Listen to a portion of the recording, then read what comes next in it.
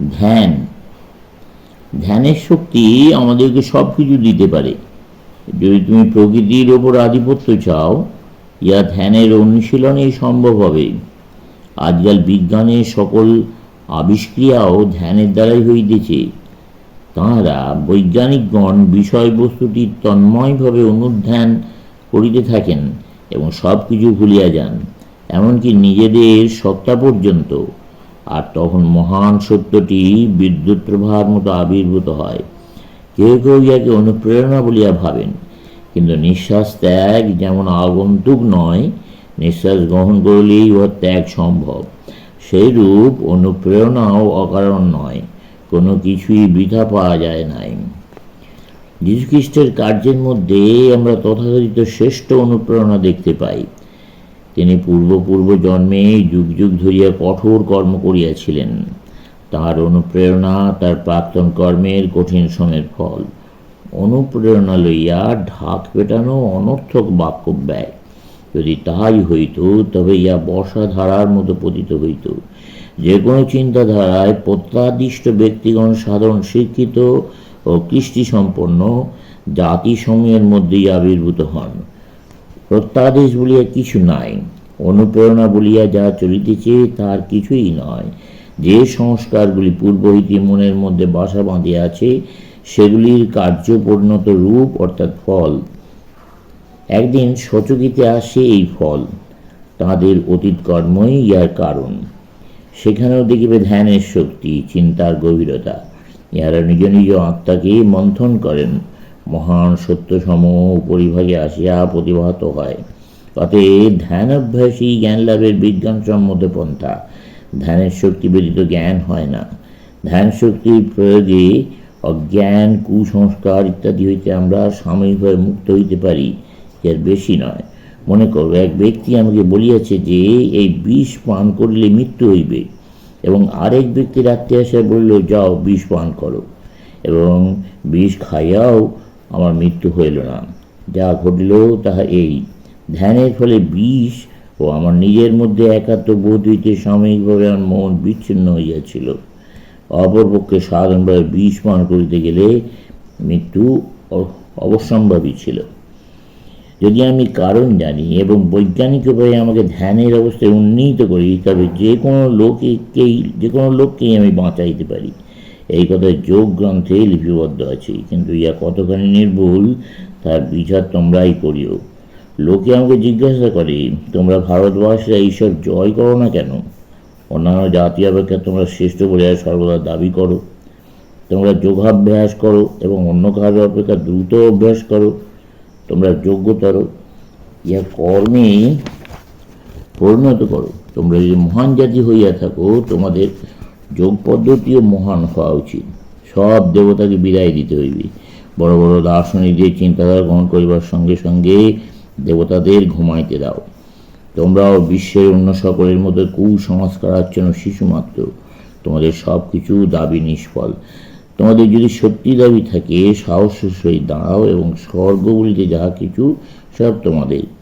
কস্তুরী মৃগ তার অন্তর্নিহিত সৌরভ লইয়া আছে, এবং সে জানে না কোথা হইতে সৌরভ আসিতেছে।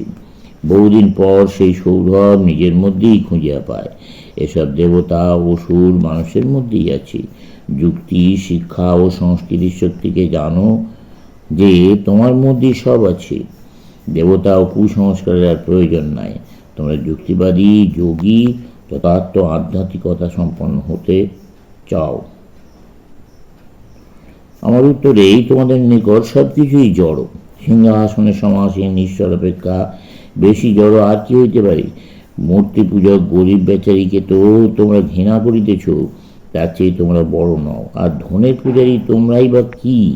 মূর্তি পূজক তার দৃষ্টির গোচরীভূত কোন বিশেষ কিছু কি দেবতা জ্ঞানই পূজা করিয়া থাকে, কিন্তু তোমরা তো সেটুকুও করো না। আত্মার অথবা বুদ্ধিগ্রাহ্য কোনো কিছুর উপাসনা তোমরা করো না। তোমাদের কেবল বাক্যাড়ম্বর। ঈশ্বর চৈতন্য স্বরূপ। ঈশ্বর চৈতন্য স্বরূপই প্রকৃত ভাব ও বিশ্বাস লইয়া ঈশ্বরের উপাসনা করিতে হইবে। চৈতন্য কোথায় থাকে? কাছে, মেঘে? আমাদের ঈশ্বর, এই কথার অর্থ কি? তুমিই তো চৈতন্য। এই মৌলিক বিশ্বাসটিকে কখনোই ত্যাগ করিও না। আমি চৈতন্য স্বরূপ। যোগের সমস্ত কৌশল এবং ধ্যান প্রণালী আত্মার মধ্যে ঈশ্বরকে উপলব্ধি করিবার জন্য। এখনই কেন এই সমস্ত বলিতেছি? যে পর্যন্ত না তুমি ঈশ্বরের স্থান নির্দেশ করিতে পারিবে, এ বিষয়ে কিছুই বলিতে পারো না। তাহার প্রকৃত স্থান ব্যতীত স্বর্গে মর্তে সর্বত্র তুমি তাহার অবস্থিতি নির্ণয় করিতেছ। আমি চেতন প্রাণী, অতএব সমস্ত চেতনার সারভূত চেতনা আমার আত্মাতে অবশ্যই থাকিবে। যারা ভাবে ওই চৈতন্য অন্য কোথাও আছে, তার মূর্খ।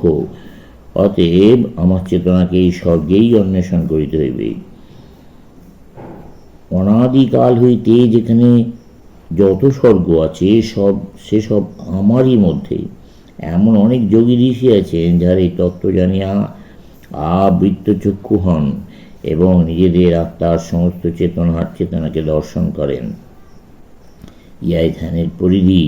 ঈশ্বর ও তোমার নিজ আত্মা সম্বন্ধে প্রকৃত সত্য আবিষ্কার করো এবং এই রূপেই মুক্ত হও। সকলেই জীবনের পিছু পিছু ছুটিয়া চলিয়াছে, শেষে আমরা দেখি ইহা মূর্খতা মাত্র। জীবন অপেক্ষা আরও মহত্তর কিছু আছে। পাঞ্চভৌতিক এই জীবন নিকৃষ্টতর। কেন আমি মাছিবার আশায় ছুটিতে যাইব? জীবন অপেক্ষা আমার স্থান যে অনেক উচ্চে। বাঁচিয়া থাকাই সর্বদা দাসত্ব। আমরা সর্বদাই অজ্ঞানের সহিত নিজেদের মিশাইয়া ফেলিতেছি। সবই দাসত্বের অবিচ্ছিন্ন শৃঙ্খল। তুমি যে কিছু লাভ করো সে কেবল নিজের দ্বারাই, কেউ অপরকে শিখাইতে পারে না। অভিজ্ঞতার মধ্য দিয়ে আমরা শিক্ষা করি। ওই যে যুবকটি, ওকে কখনো বিশ্বাস করাতে পারিবে না যে জীবনে বিপদ আপদ আছে। আবার বৃদ্ধকে বুঝাইতে পারিবে না যে জীবন বিপত্তিহীন মসৃণ। বৃদ্ধ অনেক দুঃখ কষ্টের অভিজ্ঞতা লাভ করিয়াছেন। ইহাই পার্থক্য। ধ্যানের শক্তি দ্বারা এই সবই ক্রমে ক্রমে আমাদের বশে আনতে হইবে। আমরা দার্শনিক দৃষ্টিতে দেখিয়েছি যে আত্মা, মন, ভূত ও জড় পদার্থ প্রভৃতি নানা বৈচিত্র্যের বাস্তব সত্তা কিছু নাই।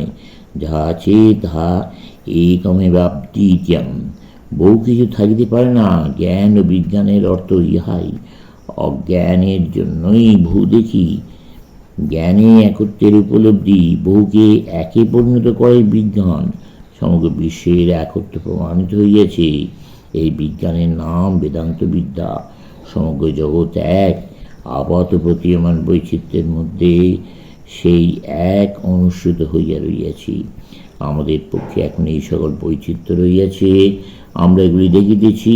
অর্থাৎ এগুলি আমরা বলি পঞ্চভূত, ক্ষিতি, অপ, তেজ, মরুত ও বোম। 5টি মৌলিক পদার্থ।